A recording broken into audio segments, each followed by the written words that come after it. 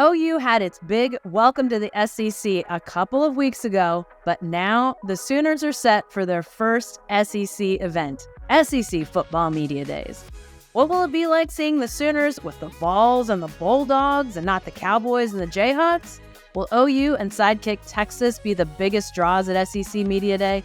So much to talk about, so Tulsa World columnist Berry Tramel and I will do that just now on the Jenni Carlson Show.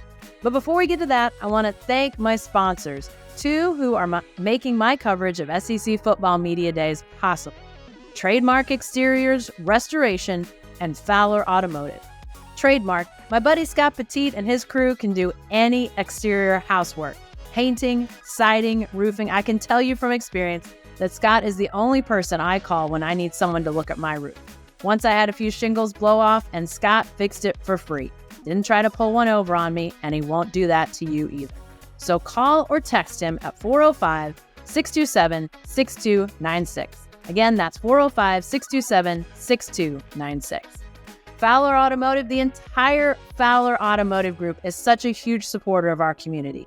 Yes, they're a proud sponsor of OU Athletics, but they extend a helping hand to lots of folks. A friend of mine told me how great Jonathan Fowler and his entire team at Fowler are, and I couldn't agree more. So if you're in the market for a new vehicle, go and see Fowler. They're not just a car dealer, they're a community partner. I also want to encourage you to subscribe. First to my YouTube channel, at Jenni Carlson. Just hit that subscribe button. It's easy and it's free, but it helps me a bunch. Then I hope you subscribe to my Substack. You can subscribe for free, or if you want to support my work with a paid subscription, those start at $8 a month. I hope you consider subscribing no matter what level. All right, Barry, how's it going? Well, a little jet lag, just like you, Jacko. We got back in from Vegas after not that many days in Las Vegas, but that place will wear you out either way, especially when it's 118 degrees.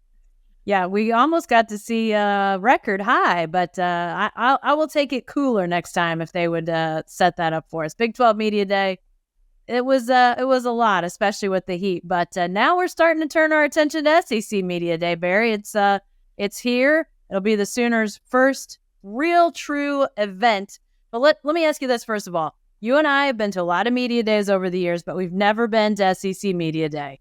It looks like the granddaddy of all media days. What's your expectation of just what this is going to be like? My expectation is chaos, a lot more media than what we're accustomed to, a lot less intrapersonal interaction with coaches and maybe players. Big 12, all these years, I've covered it forever since the formation of the conference. You're almost that longly tenured.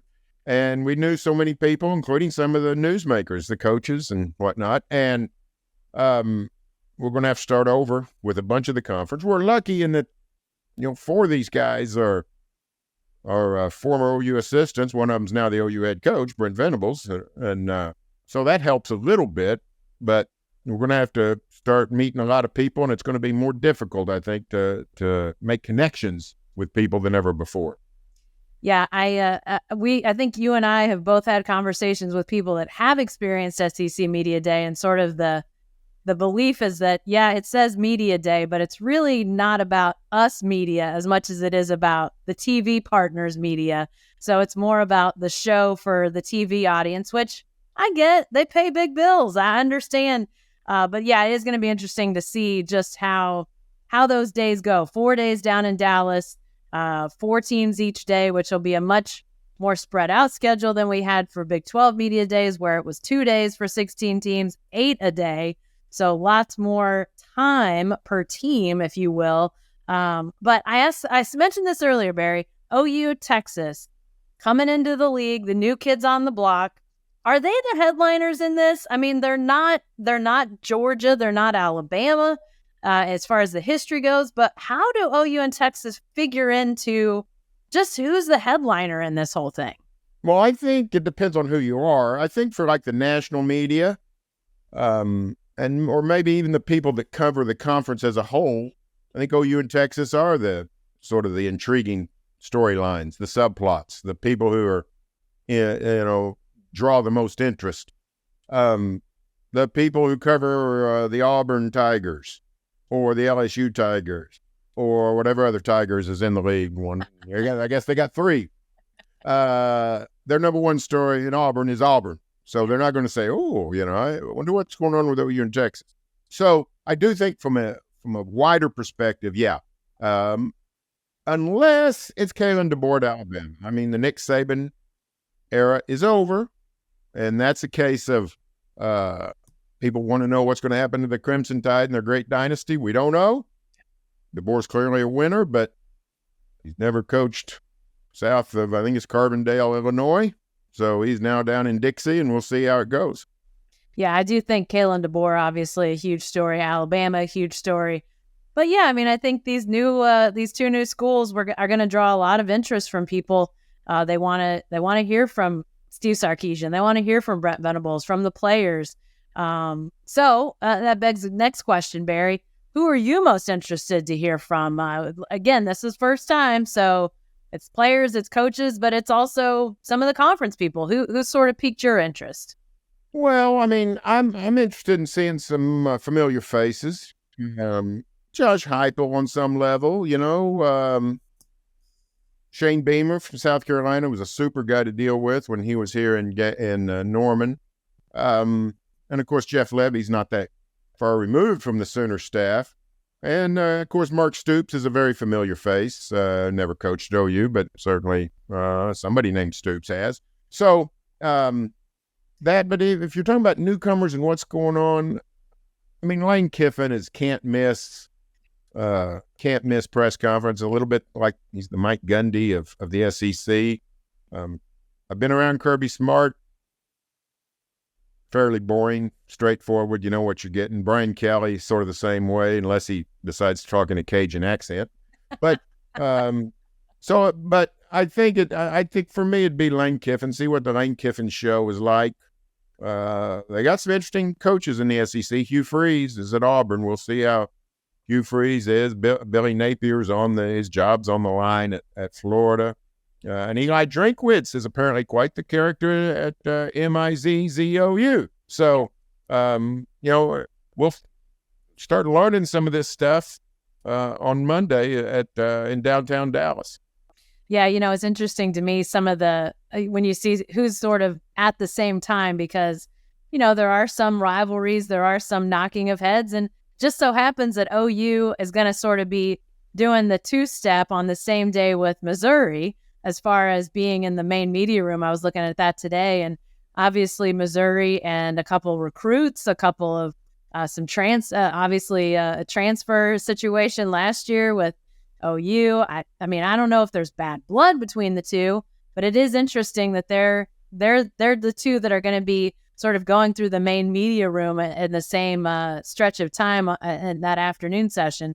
But yeah, I guess the thing you never know is what beef is going to pop up at SEC Media Day, because occasionally a Lane Kiffin will say something, or somebody will bring up something, and all of a sudden that's the story. So to me, the question of what are we talking about, I don't know if it's been revealed just yet.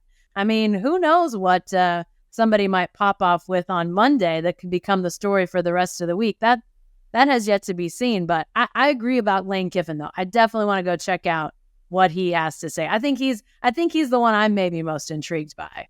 Well, yeah, and he's liable to say anything about NIL. He already has. Yeah. The transfer portal is, we got so many hot issue topics in college football, from how to, not just paying the players, how to pay them, the configuration, and for the people who tend to just like to talk football at their football games, we got a 12-team playoff this year. Yeah. So to me, that would be the cool thing to talk about all week. My eyes get glazed over when we talk about administration and, how the Big Ten and SEC is going to split up all their money and all that kind of stuff. I mean, I think fans would rather talk about who's going to make the playoff. The format is one of the SEC teams going to have to go to Ann Arbor, Michigan in December and play in 21-degree weather, those kinds of things. I think it'd be interesting. So hopefully we do a lot of that in Dallas. Are there any players coming? We talk about Lane Kiffin, Eli Drinkwitz, lots of those types of names. But any players that you're interested in hearing from? I'm interested in the Alabama guys. Jalen Milroe will be there. Just what's life like post-Saban? I mean, this is sort of like when FDR died, in 1945. For a whole lot of Americans, he's the only president they knew. He's the president for 13 years. And they didn't remember any other body being in the White House. And what's that like? What's it like when, Bill Belichick no longer is the coach of the New England Patriots? What's it like when the Dodgers moved on from Walter Alston and those kinds of things? And we see it quite a bit in college basketball. This long standing of coaches, Mike Krzyzewski, Jim Boeheim, that crowd. We don't see guys that successful that long like Nick Saban. Never seen anybody like Saban, but just his impact on the football program, the culture, the state of Alabama, the whole nation of college football. What's it like on the inside to go from Nick Saban to this coach who just a few years ago was, an NAIA coach in South Dakota? That fascinates me. Yeah. Yeah, I think that's definitely something to talk about. The player roster, to me, I'm sure as I look at it more, I'm going to get, some names that I'm definitely going to want to see. But, anytime you talk about quarterbacks, I think, who the quarterbacks, what they're saying. Jackson Arnold will be there for Oklahoma. Quinn Ewers will be there for Texas. It's only 3 players per team, Barry, at SEC Media Day compared to Big 12, which I think mandates at least 4, but lots of times teams bring 5. So you get a lot of teams that will bring 5, but it's only 3 at SEC Media Day. The Sooners who will be there are Jackson Arnold, Billy Bowman, Danny Stutzman. So, all 3 of those guys interest me, but, there's going to be, I think anytime you're talking about these quarterbacks at other places, what are they like? What's the experienced ones like Milroe at Alabama, but the inexperienced ones too, like Jackson Arnold. What do they have to say at SEC Media Day? To me, that'll be interesting in a league that really has become more quarterback dependent, not the ground and pound league of the old days. Now they want to throw it around too. So those quarterbacks, to me, I'm going to be looking to hear from as many of them as I can for sure. Okay, I asked you last week this question. You liked it, so I'm asking you again. Question you most want to ask and get answered at SEC Media Day. Oh, yeah, and get answered.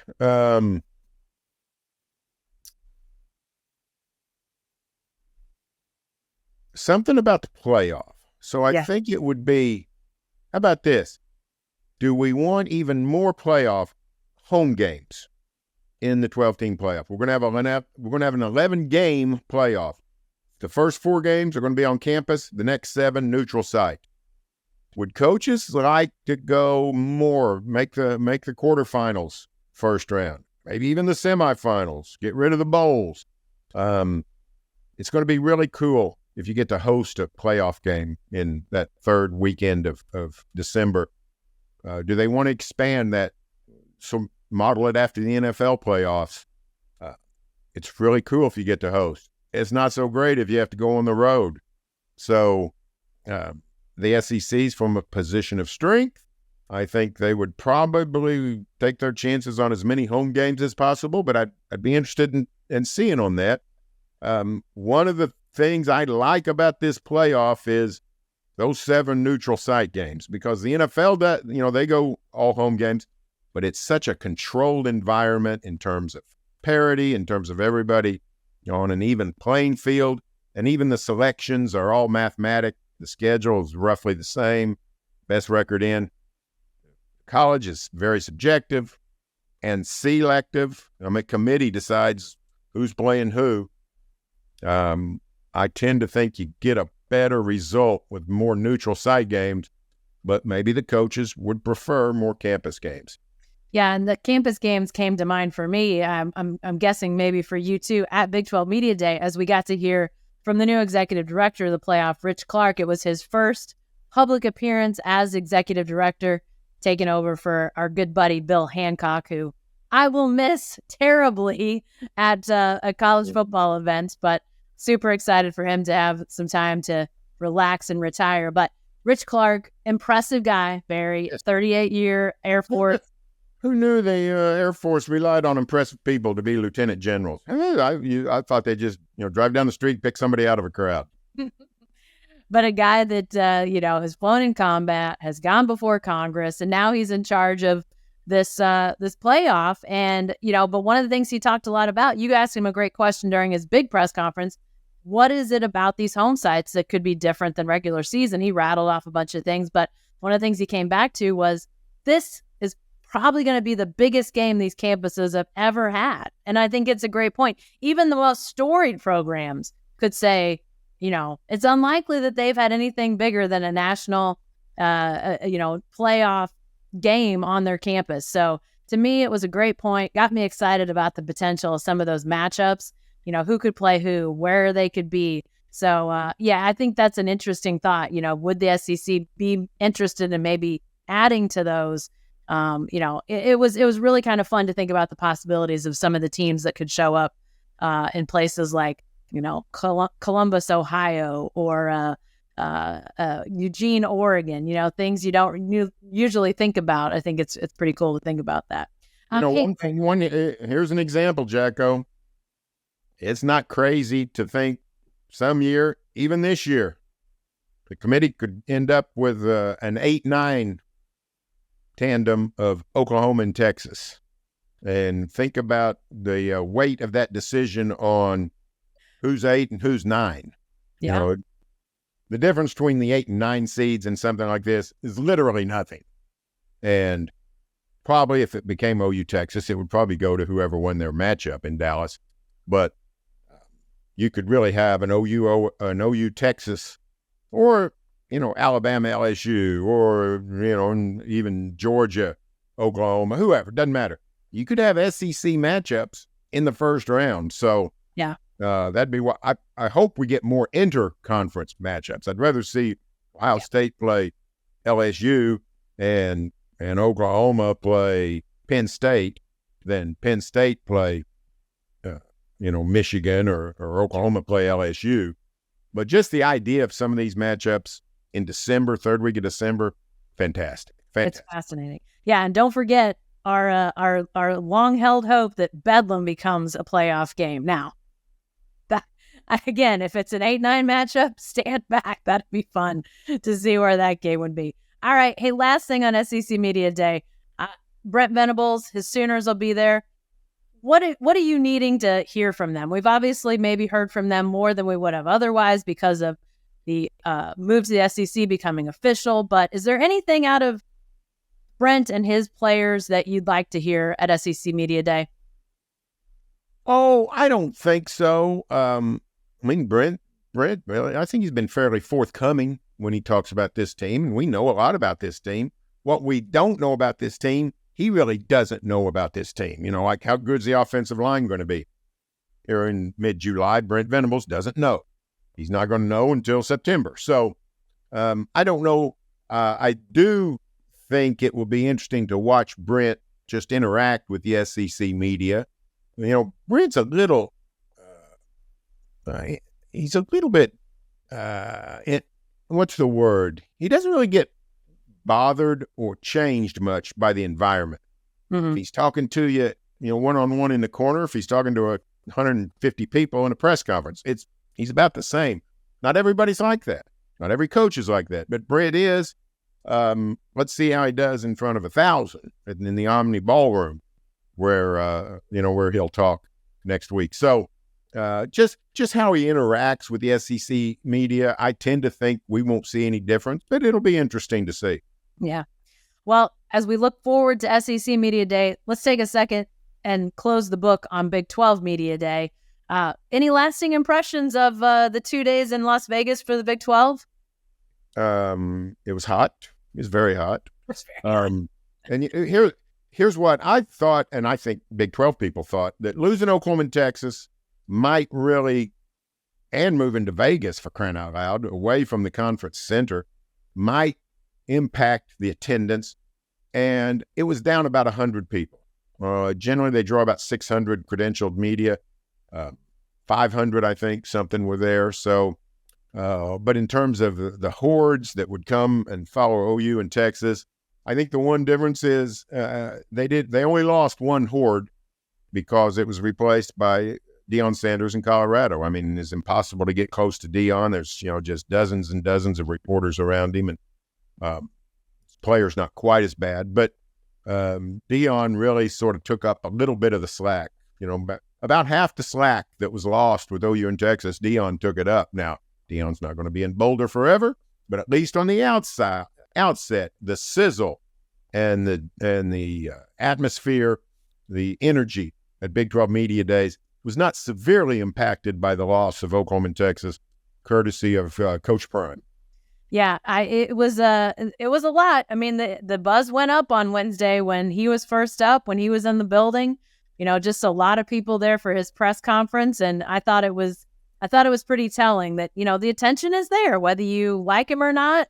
People are paying attention to him, so that was definitely evident. And he was even being talked about on Tuesday when he wasn't there. So when you've got impact that way, I think it speaks to the vibe that he carries around with him. Hey, any surprises? Anything that surprised you about who you talked to, what you heard, those sorts of things at Big 12 Media Day? I'm always pleasantly surprised at how charismatic Joey McGuire is. I shouldn't be. It's his third year, but he's a winning personality, and he can really draw people. I was very impressed with Arizona coach Brent Brennan. He's not a guy we know much about. He's inherited a program, but I was very impressed with him. Everybody else of the newcomers, I had them pegged pretty good. I didn't know much about Brent Brennan. I was very impressed with him. The entire Arizona congregation was solid. So I think Arizona, at least from a PR standpoint, is going to be a very solid addition to the conference. I'm going to segue this into my final question for you, but my biggest surprise was how fun it was to watch Shedeur and Shiloh Sanders have a joint press conference. The sons of Deion, who are safety and quarterback, they did their availability together at one point. And I know you wrote about that for the Tulsa World, how surprisingly fun and charismatic that whole session was. So what else do you got coming up at the Tulsa World? What should people head over there to tulsaworld.com and see from you, BT? Well, I mean, I'm going to have another Mike Gundy column on the weekend, but I can tell you one of the things about being in Vegas is there's something always going on. And, we went from Allegiant Stadium, Big 12 Media Days. We didn't even go back to our hotel. Ashton Slaughter and I from the World, we got in an Uber, went over to T-Mobile Arena, and there's Shea Gilgeous-Alexander and Lou Dort playing for Team Canada against USA, 18,000 people in an Olympic showcase game.